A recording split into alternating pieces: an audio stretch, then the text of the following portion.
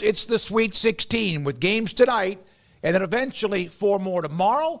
And then, of course, the winners move into the regional final games, and the Final Four will eventually get to San Antonio, Texas. I'm David Smoak with Paul Catalina and Craig Smoak. There you are. On the left behind me is the Sweet 16 with BYU, the first game out of the gate. We'll hear from Dave McCann, who covers them, in just a little bit, plus some statistical numbers. Maryland, Florida, Arizona, Duke, the second of the 3 Big 12 teams playing today, and then Arkansas, Texas Tech tonight, and then Houston, the 4th team in the Big 12, will be playing tomorrow. But there we are with the games tonight. These are some really, really salty matchups. Yeah, I mean, I think you're going to see about 1 million points in the first one. I think you're probably going to see slightly less than that in the second one. Both teams are better on defense but can still score.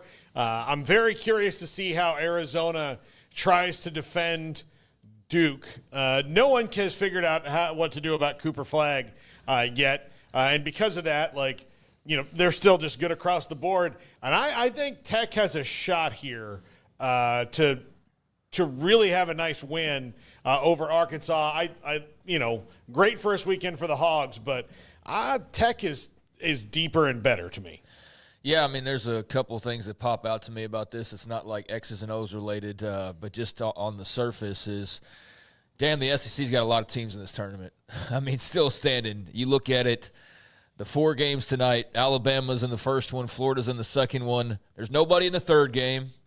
And then you've got Arkansas in the in the fourth of the 4 games. So 3 of the 4 games tonight have SEC teams in them. Tomorrow, Ole Miss is in the first game. Kentucky and Tennessee play each other. Mm-hmm. Auburn's in the third game. And then there's Purdue, Houston. So of the 8 games, there's only 2 that don't feature an SEC team, which we kind of knew going in that they had a lot. But when you look at it that way, it's like they could have nearly the entire, side of a bracket all to themselves. But what jumps out to me kind of in line with that is this is a really big night for Brett Yormark and his league. They could walk out of tonight with Elite 8 teams. Yep. They could walk out of tonight with 0 Elite 8 teams and 1 playing tomorrow to try to give them somebody in the Elite 8. Now, odds are it's probably somewhere in the middle. It's not extreme one way or the other. But, yeah, there's an opportunity for the Big 12 and for the SEC in particular tonight to really make a lot of noise with the matchups that they have. And maybe, again, it falls somewhere in the middle, but that opportunity is there to go feast or famine in a major way. So that's what jumps out to me is imagine the feeling tomorrow if BYU, Arizona, and Tech were all somehow able to win. And then you get them all, and then you still have Houston still remaining to play. That would be the ideal scenario, obviously, for Brett Yormark, and Greg Sankey's got to be licking his chops. I don't want to make everything about conference stuff, as you guys know, but I think that's part of the storyline here tonight going into it is that you've got it's all power groups, as we know, and there's 2 in particular that stand out to really make a lot of noise one way or the other. Well, when you have 3 conferences, half of their teams that got in are still alive. The Big 10, the Big 12, and then the SEC, of course, was 7 of the 14. You still got to win because those first 2 days there were some teams getting knocked out. But the ones who were at the top of the SEC are still there. Arkansas, of course, has slid through and been able to win that big game against St. John's. The Big 12, these 4 teams, 3 of them tonight, every one of them. I know Arizona Duke would be a little bit interesting, and Duke can be very much a fire explosive.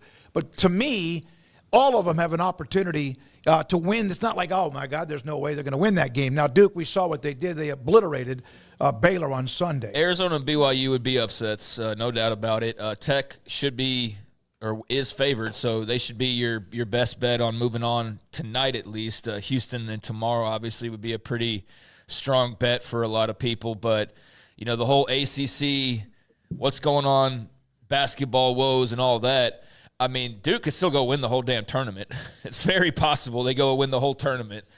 So that would make up for the lack of having, 5 Elite 8 teams or 5 of the Sweet 16 or whatever. But, it's basically all their hopes are pinned on the Dukies to get it done, but that's certainly possible. Arizona, though, could knock them out entirely. And then you really wonder what Twitter's talking about, or whatever other service is talking about tomorrow in terms of the ACC. So Richie Saunders is a great story at BYU. We'll have a note about his NIL in just a moment, but there were some press conferences, media sessions, etc. for those who are playing tonight, and there's some going on today for those playing tomorrow.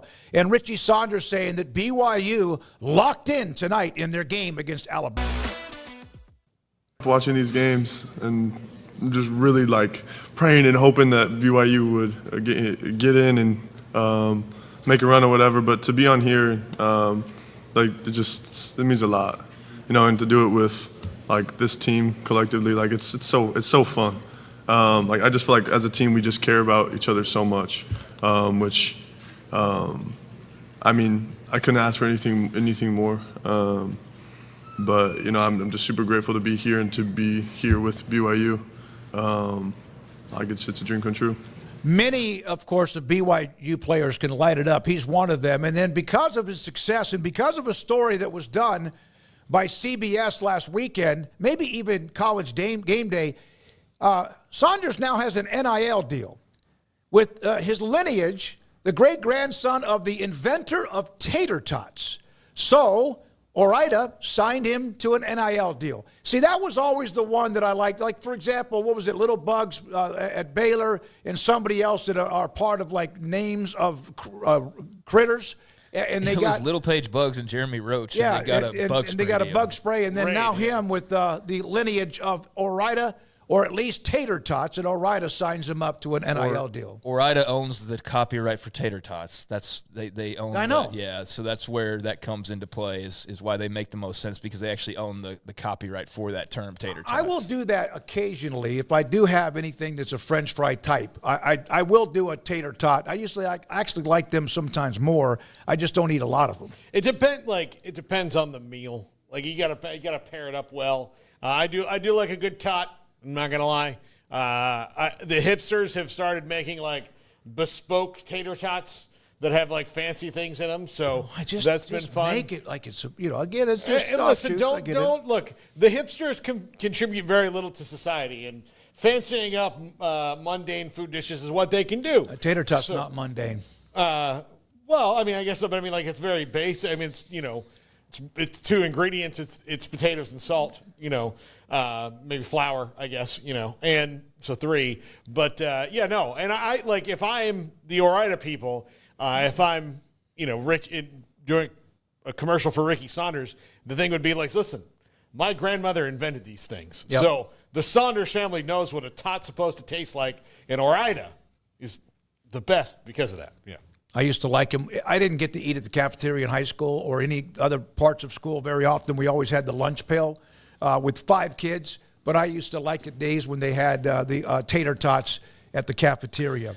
Yeah, who would have thought that his great-grandfather, being a part of a company at the beginning, being a part of, obviously a big piece of American food, pop culture, whatever you want to refer to it as, an American snack food, that 7 decades later, that his great grandson would be, promoting the brand as best as anyone possibly could and doing it on such a big stage. So, yeah, just a small world, I guess, and a very cool story, and cool that there's this family link into going back to the 1950s and that it all comes full circle to where he's able to promote them through NIL. So, yeah, that, and just I didn't know that tater tots was a copyrighted term. I thought that was just like hamburger. Everybody has burgers, but it's apparently Orida's tater tots is what I read a couple of days ago. But, the whole connection and coming full circle over the course of all these decades is just really unique, and the type of NIL story that I think we all assumed they were geared towards from the very beginning, and that we see some of, but we just don't see as much of that as we just see hey, so-and-so's driving a Lambo.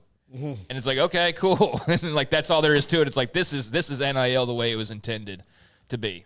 All right, one other note on the BYU-Alabama game, which could be explosive. Sometimes you have 2 explosive offensive teams and it doesn't meet that, or 2 good defensive teams and it turns out to be a shootout.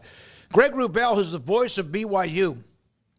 BYU and Alabama both shoot 48.3 and 48.6% from the field. They both allow 42% from the field. BYU 71% free throw shooter, Alabama 71.6. They have both averaged 81 points per game. BYU has 17 points, assists per game, 12 turning it over 12 times. Alabama 17 assists per game, turning it over almost 13 times. The leading scorers have 78 and 79 threes. BYU's leading their point guard, Demon, has 173 assists, and Sears from Alabama, the All-American, has 176 assists. So right down the pipe, almost identical stats individually and also team-wise. A couple other games. We put up the Sweet 16 tonight. Late game, Texas Tech. And their game with Arkansas and John Calipari. We had Grant McCastle on yesterday in a great segment with him. Here he is on two players who have been battling injuries in both Williams and McMillan.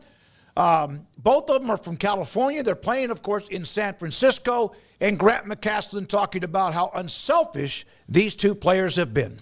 I can tell you the heart behind both of those guys. In a world where everybody's asking what you can give them, both of those guys wanted to know how we could win. And both of them, Darian Williams and Chance McMillan, Darian being the first, both of those guys, investment in winning from the beginning and not asking what they're going to get out of it, I think says everything about not only who they are as young men, but who they are as teammates and as basketball players. And if you watch the way they play the same way that they live their life. It's like unselfish. How do you make other people around you better, and how you care about more about the success of others than you do about the success of yourself. And that's honestly why we chose them from the beginning. That's Grant McCastle. Texas Tech tonight tips it off the last game tonight against Arkansas.